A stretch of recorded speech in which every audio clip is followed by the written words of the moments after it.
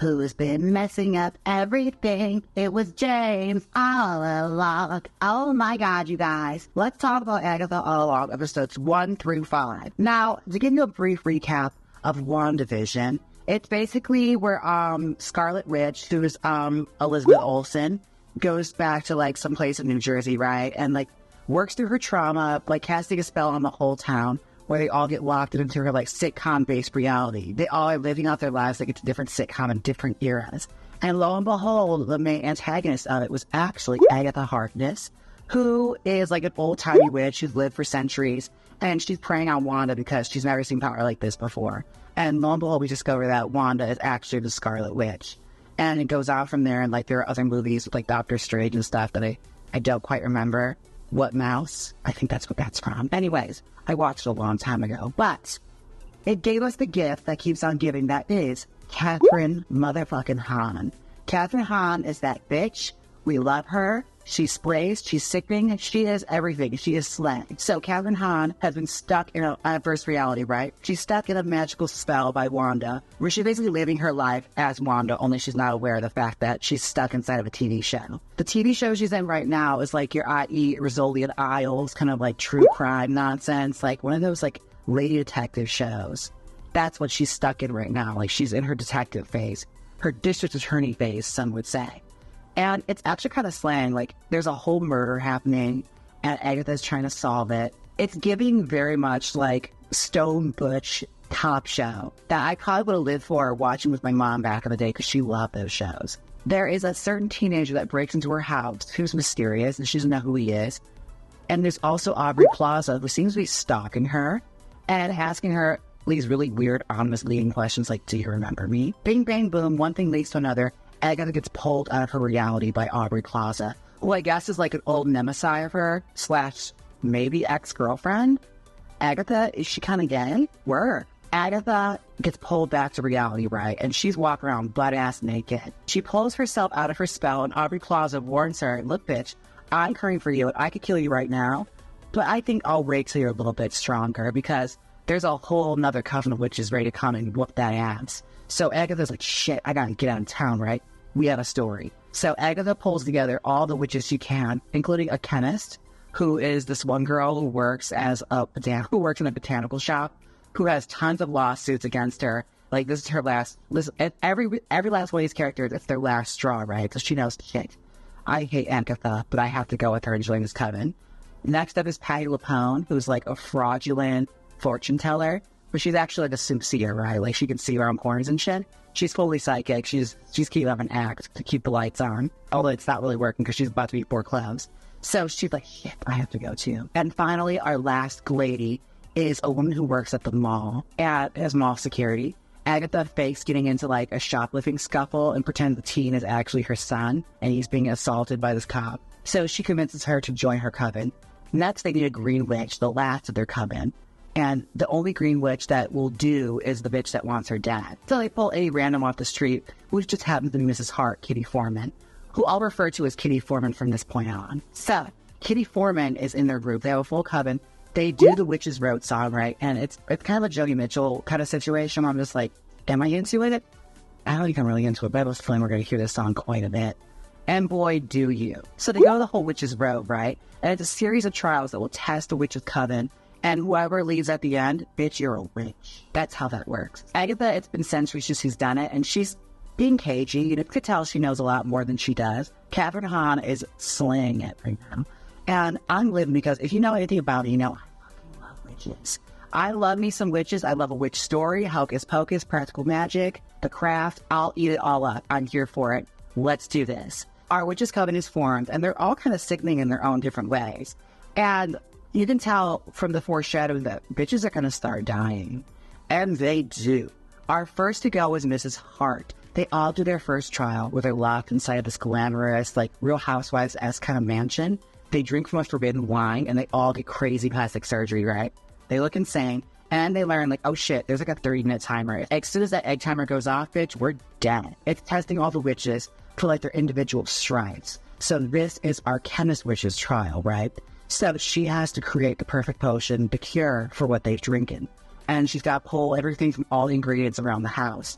And Within an inch of their lives, she manages to do so and give them all potion. They escape the trial, but Mrs. Hart sadly bites the dust. Now, I loved the setup from this episode because, like, it really forced them all to work together, and it created that great dynamic that you can tell, like, they all can't really stand each other. They're all just kind of in this. But when push came to shove, they all worked together. And the little gay boy from Heartstoppers that plays the teen is really pulling his weight. Like, he is sickening in this. So Mrs. Hart's dead, and they're down at Green Witch, and Agatha's like, oopsie, I guess she wasn't a witch after all.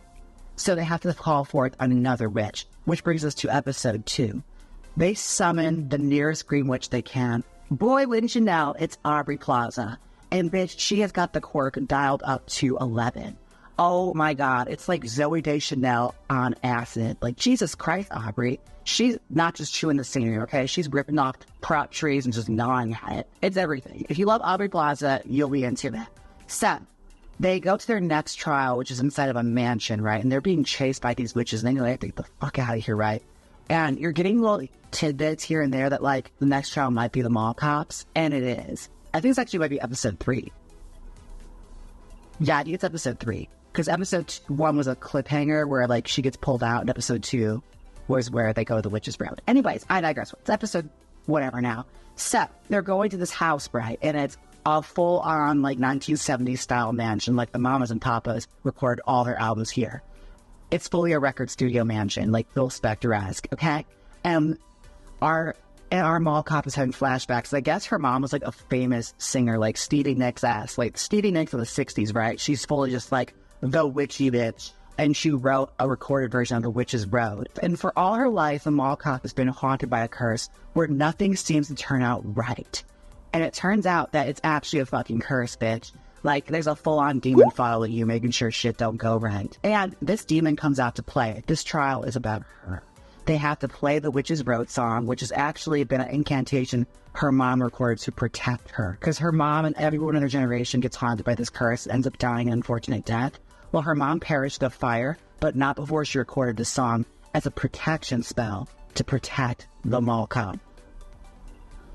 Bitch, my mind was blown. So, they are doing the song, they have to perform it perfectly, and if they don't, bitch, this curse starts to go in on them. It's some serious shit. Like, if this curse gets a hold of you, it burns your skin. They have to play these chords exactly right. And everyone's a little bit rusty, they all got a bit of ring rust on them, right? But they managed to record the whole song and sing it out, and the curse gets broken. And our mall cop gets full Elton John on that piano and vanquishes this bitch, right? It's everything. The piano opens and they all crawl out. Well, this brings us to our next episode.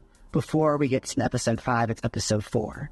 This brings us to the spooky sleepover episode. Like, they're in the cabin in the woods and a girl's sleepover is where they end up because they get chased by, like, the evil witch cult that wants Agatha dead.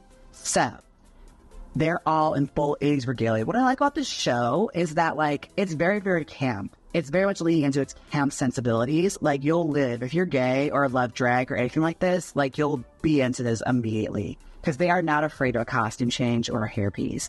And everyone is decked out in, like, their full 80s regalia, and I was loving every second of it, right? This is Agatha's trial. And they basically are playing a game of trust with Agatha with the Ouija board, where Agatha's mom comes back and warns them, like, look, don't trust this bitch because she will turn her back on you so fast. And boy, howdy, does it happen. So the spirit is going around and shit hits the fan fast, okay? It comes to the point where it's established earlier that Teen and the mall cop kind of have a thing going on, like a friendship that buds. And when they're getting chased, they have to form broomsticks, right? And he doesn't know how to do it. So she instructs him, and it basically saved his life to make sure he's protected. So she wants to make sure he makes it to the end of the road with her and everyone else. Like, you can tell, she genuinely wants everyone to make it. So when they're attacked by the spirit, it possesses Agatha, and she goes full evil dad, trying to murder everybody, right? It's full murder side. And she's attacking everyone left and right. And suddenly they call out the spirit who's launching an attack at Agatha. I just drew a blank for a second. Oh, right, that's what happened. Okay, so she's launching an attack at Agatha, right? And our security guard witch launches her powers at them. And the spirit leaves her. And then you see for a split second, Agatha switch on and grin and suck the power out of her, because this was Agatha's plan all along. It was Agatha all along. She wanted to suck all these witches' powers one by one, because that's what she did to her old coven in order to complete the witch's road. She had no intention of ever having a coven or ever leading any of these girls to the end of it. She sucked out her energy and killed her. And Teen is distraught because she just saved his life earlier. And it is rough because I really liked this character. Like, I loved her arc. I thought it was way too soon to cast her aside. But here we are. What did you guys think? This like fucked me up. I was like, what? Fuck. I was kind of hoping that like there'd just be minor characters that die along the way, but our main coven cast would be there. Because, like, that was my one downside about American Horror Story coven. Like, I love the women dynamic and everything, but they were killing bitches left and right. So, like, you never could really get to like anybody because they just cut threads right away. And it's just like, I'm not watching this for Game of Thrones. Like, we can keep these characters. Like, they're all pretty great. Like, Marvel's universe is big enough. But yeah, the security guard died. And Tina's fucking pissed. Oh, by the way, he has, like, an incantation over him where he can't say what his name is. So the whole time they lead me to think that it might be Agatha's son, because it said that like she gave away her son to the Darkhold in order to become like a head witch bitch. Aubrey Plaza dropped the ball in the episode before this that boy's not yours. So Agatha knows this kid isn't her son, so who the fuck is he? Because he's very cagey about who he is. So they escape out of the cabin, right? And everyone immediately puts their eyes at Agatha. And she's like, look, I was possessed, okay? I didn't mean to do it. It's not my fault. And Teen does not believe for a second. He like confronts her and he's like, look, Agatha, I know you did this. And she's like, and what if I did? Like, the heel's full heel. It's everything. She holds the whole, yeah, so what? She drops this other one because I guess she must have known. Like, she had to have known all along, where she's just like, you're just like your mother. And he's like, bitch, don't talk about my mom. He fully does like a little spirit ball and punches her ass with a spirit ball into quicksand. She sinks in, and so does the other witches too. And suddenly his face starts glowing and a blue witch crown starts to form around his face. Bitch, he is Wiccan. Oh my god, Scarlet Witch's son has arrived. It's Wiccan. He is gay. He is sickening. You're gonna love it. We thought he died. We thought he was vanquished in another universe by the Scarlet Witch, which could devour all this stuff. We thought he was gone. Bitch, the Wiccan is back. And that only means the other brother has to be out there too. How did Wanda bring him back? I'm guessing at the end of that Multiverse of Madness, when she's sitting there just like reading every spell book known to man, she must have found a way to cast him back. And I cannot wait to see where it takes us. I thought this was a series finale. I thought, oh shit, did they leave us with Wiccan? That's kind of sickening, but no, there's more episodes to come. But that's it. Now you're caught up. I'm excited for episode 5. What did you guys think so far? Because honestly, the show has been gripping me. Like, it's been really good. And I'm normally not into the Marvel Cinematic Universe, but the lore here is so rich and so camp and so gay that I'm here for it. And I want more of this. Because most Marvel movies, I'm just not here for it. It's like, ugh, it's the same movie every time. It truly is. Like, it's always the same movie. It's always, we gotta get the team together to go fight the guy. Like, I've seen it. I'm good.